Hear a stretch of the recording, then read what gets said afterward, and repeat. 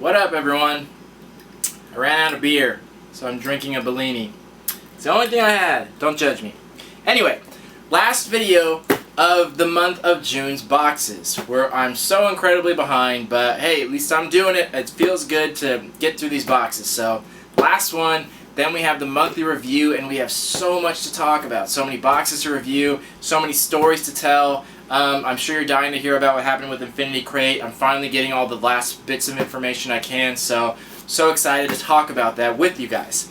But let's get through this one last box. We got Arcade Block. Now, I want to let you know, other boxes came this month, but they're going to be reviewed for next month because I got Batoyo Bento, and I told a lot of you that I got Comic-Con box. I got them both.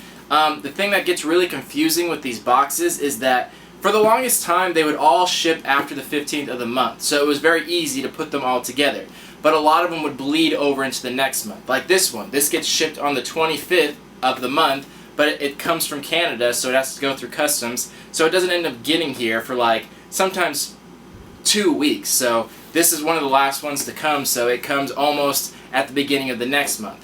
Now boxes are starting to ship extremely early. Now, like Batoyo Bento. Like I'm still confused about which box that is, but apparently the one I got was actually July's box. I think it technically ships in June, but their website is very confusing, so I'm not totally sure what it is, but from what I've talked to people about, I think it's July's box. And then the same with Comic-Con box. It technically didn't ship until July 1st, so it technically was a July box. I thought it was late June, but it's actually July. So it just makes it even more confusing because the box of the previous month and the boxes of this month overlap now. Like early boxes will come before I'm done getting boxes of the month before. So I'm getting them at the same time and still got to separate them. So it's very confusing. So I'm doing the best I can. But those boxes are getting pushed over to the next month. This is the last one for June. Sorry, rambling.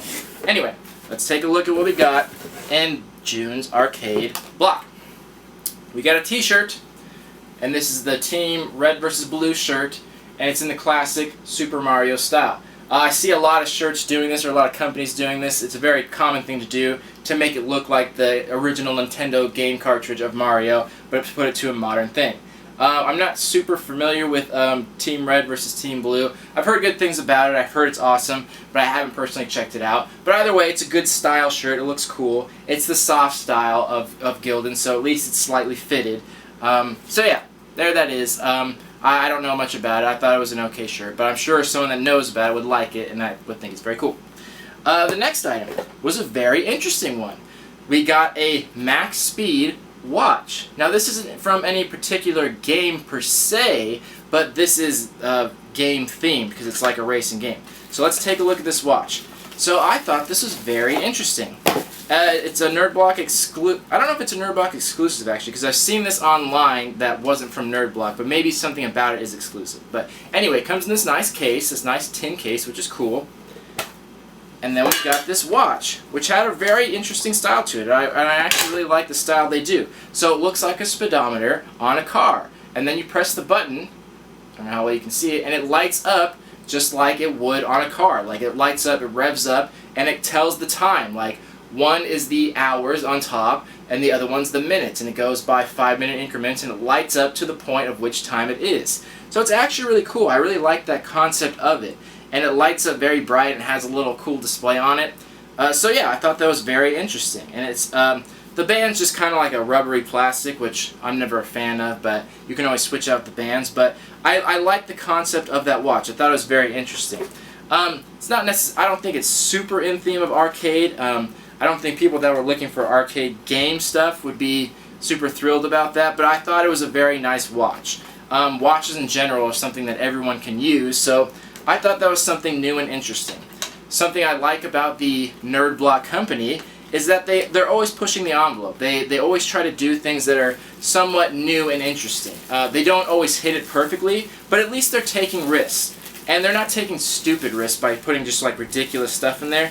They're putting things that I think people would appreciate. Like last month they did a hat, which like really not many other boxes have done.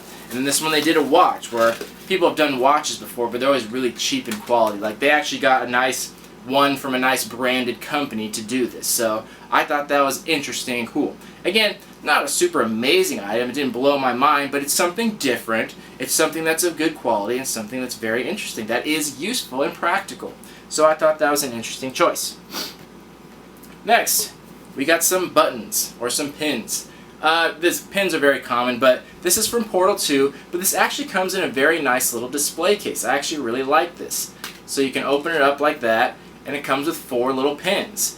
Usually I don't care for pins because they're usually made in-house by just a random pin maker, but these actually seem like good quality. It's branded from the game, and it comes in this very nice display case. So you actually could display it just like this, which I think is rather nice. That adds some quality to it. I haven't played Portal 2, but I've heard great things about it, and I get the general concept of it, so I understand the pins, and I think that's very cool. They seem like nice quality, and I think my favorite part about it is the case that's in it. I like that you can display it just like that. I really appreciate that, even though they're just pins. Alright, next we got a sticker. Now I actually really like this sticker. I thought this was very funny. So it says Coexist, and it's just like the one you see of all the religions, but these are different game symbols. So you got like Pac-Man, you got the Xbox symbol, you got the PlayStation one, you got a Minecraft thing. So it's all the different symbols from different games and games companies, and it says Coexist. So I thought that was very clever. I actually really like this. It didn't seem like super cheaply made. I'm sure they probably made this in-house because it didn't seem like it was difficult to do. But I thought that was very clever. I actually very much enjoyed this sticker. I'm actually going to put this somewhere. I like that. Then we got a magazine, Retro Magazine. Now this actually is a very cool magazine. I actually really like the articles and the things it talks about. That you'd have to be into, obviously you're into arcade stuff to be getting this block, so you'd have to be into reading stuff like that. So it's not necessarily for everyone, but it is very interesting to read. The concept of magazines is kind of lost on most people, kind of me included, because everything in here you can like find online, so you could surf the internet and find it, but it is convenient to have them all right there. So it's just kind of fun, like when you're taking a dump or something like that, if you don't have a full computer in front of you, take this in there with you and read some cool articles. They are very well done, so it is a pretty cool magazine. I don't mind that at all. Then the last thing we got an art print. Now I gotta give like mad respect to Nerdblock for the way they're doing this now. I can't take credit for this because I don't know if I'm the one that did it, but I've definitely mentioned this before, and as far as I know, I'm the only one who has mentioned that. Like I've mentioned, I'm an artist, so I never appreciated art prints that they put in that were just like shitty posters on like flimsy paper, like printer paper, that were all bent up and beat up, that were poor quality. Like, that's not an art print. No artist, no respected artist would ever print their art on a poster like that and hand it out in a box all bent up. Like, nobody would do that. But this, they would do. So this artist's name is Russ Moore. And this actually is an artist, and that's what I said. Like, they did this before, but I'm like, you know, you should include the artist's name and talk about it, and they did. So I can only assume Nerdblock's at least watching my videos, because it seems like they're taking very specific things I said into account and actually applying it. So this is, I'll put a better picture at the end because you can't see it at all here, but this is from Metroid. There's the little Metroid ship down here, and you can see a very, very tiny little silhouette of Samus in the corner. So he does a lot of video game stuff, and this is actually nice. This is on cardstock. It has a nice finish to it, a nice matte finish, and it's on weighted paper. So this is nice quality. This is what I say people should be doing for prints. This is how you need to do it. Posters, no bueno. Nothing against posters, but don't call them art prints if they're just crappy posters. This is an art print. This is nice quality. The only difference about like a high quality print is this isn't signed and numbered, which they usually are.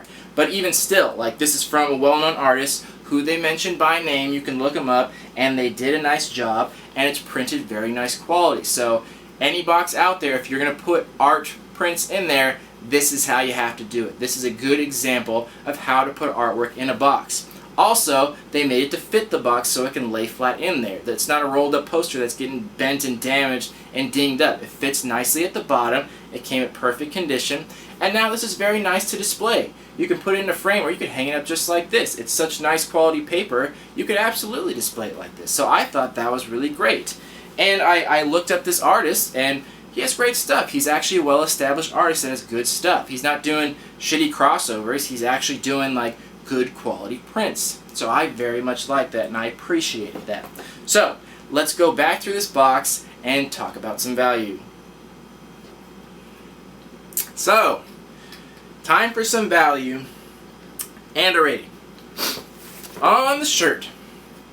So, not too much argument here. I'll give it the standard rating, 12 to 15.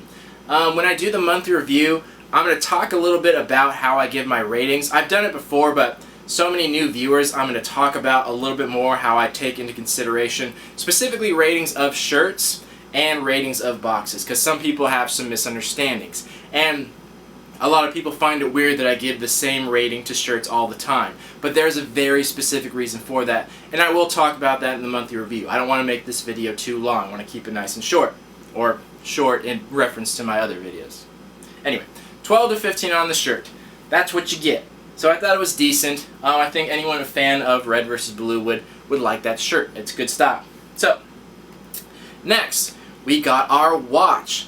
Now, there's a lot to take into consideration when valuing this watch. This is actually a branded watch. It's from gadgetsandgear.com. So, without looking at anything, if I were just to give a value on this watch, I put it right around 15.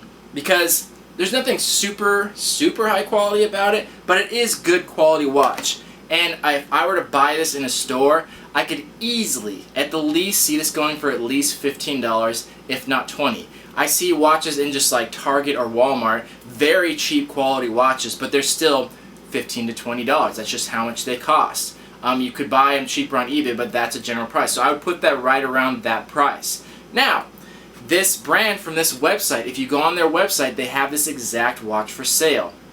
The price on the watch is $100. And they have a sale price, but even that price is $50, which is crazy high. Like, that seems like a lot for this type of watch, but that's what they're charging. Like, that's the legitimate price for it.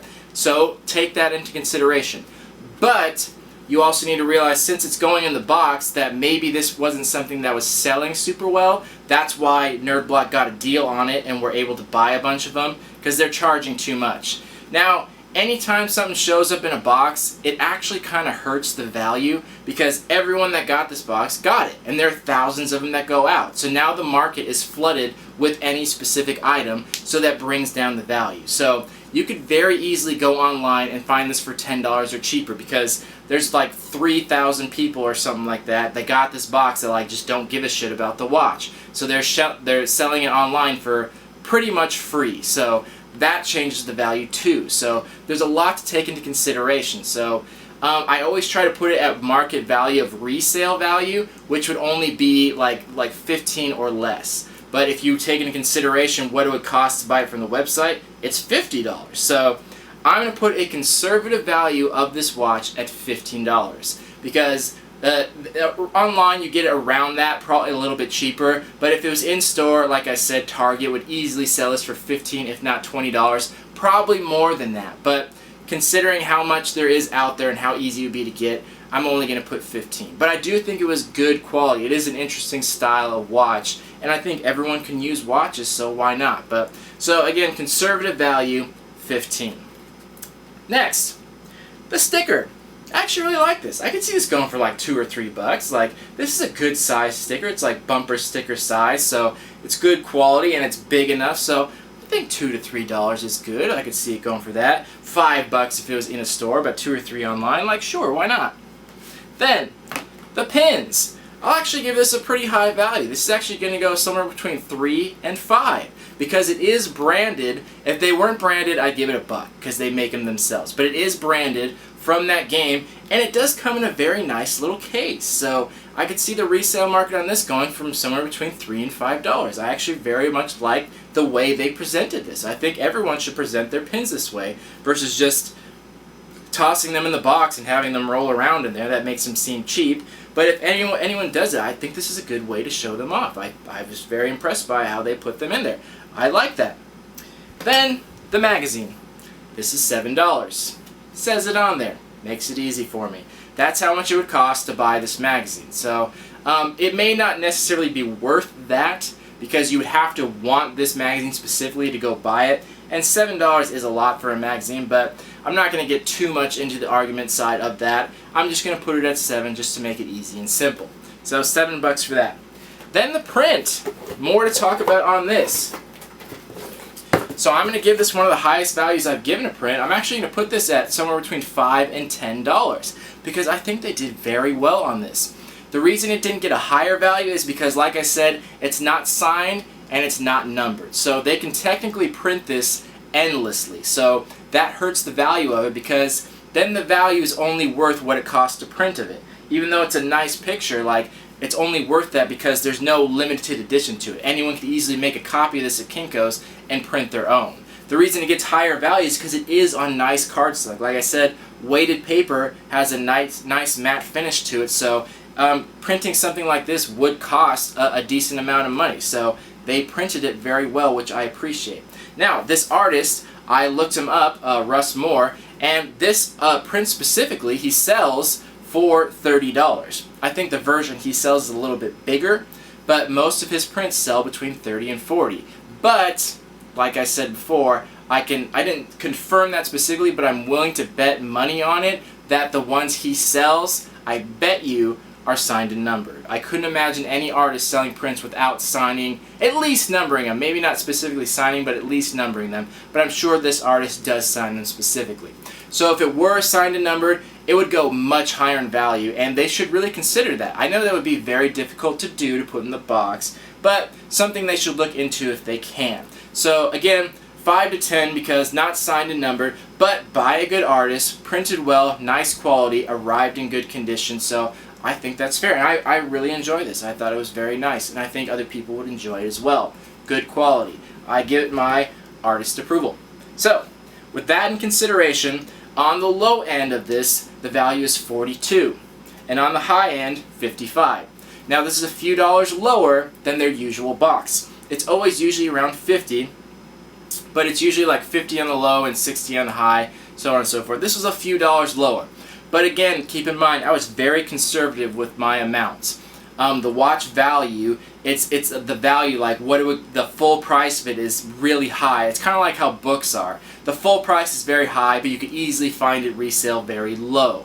So that was the same thing with that. So with my conservative values, I'd probably value this on the higher end of things. So again, right around 50, but pretty much double, like pretty close to double, which again, no surprise whatsoever. They're pretty precise about that, always giving around $50 value, which is close to double, which I always appreciate. It's amazing every month how they're so right in that margin. They're very good at it.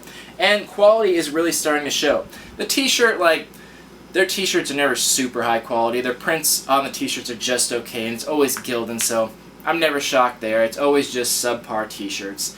But the print, they're really putting in, showing in quality and effort in that, which I appreciate. And I like that they always put at least one interesting item. There's always one item in there that you're not going to see every month, that you're not going to see in every generic box, which I can't tell you how much I appreciate that, because you know me, I get like 20 boxes a month, so things get so generic and monotonous after a while. It's such a breath of fresh air to see different and interesting things, like a hat, or a watch, or a mason jar, or whatever. It's cool to see stuff like that, and it's cool to see nice quality prints. So I like that they, even though they put out so many different boxes a month to so many customers, they still keep it interesting, and they still get exclusive stuff and licenses, which is really impressive. I'm always very impressed by that. So with everything taken into consideration, I'm going to give this box a 7.25. You got very good value, and you got interesting items, but I'll say this, like, nothing blew my mind. Like, everyone uses watches, so it's useful, but this isn't the most amazing watch you've ever seen. It came with a t-shirt, but the design was just okay. It came with pins, but they're pins. And it came with a sticker, but again, it's a sticker.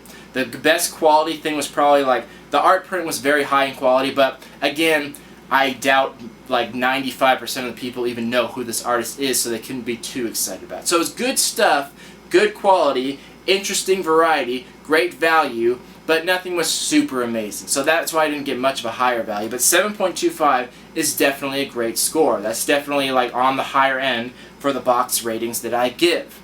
But anyway, let me know what you guys thought about this stuff. If you thought it was interesting and cool to see different stuff, or if you thought it was total crap that you're never going to use. Like, totally let me know what you guys think, because I take all of your comments into consideration. And I always respond to you guys, so everything you say is always taken into account, because I love and respect all of you. So, I hope to hear from you guys, and thank you all for watching and supporting. Love you all. Peace.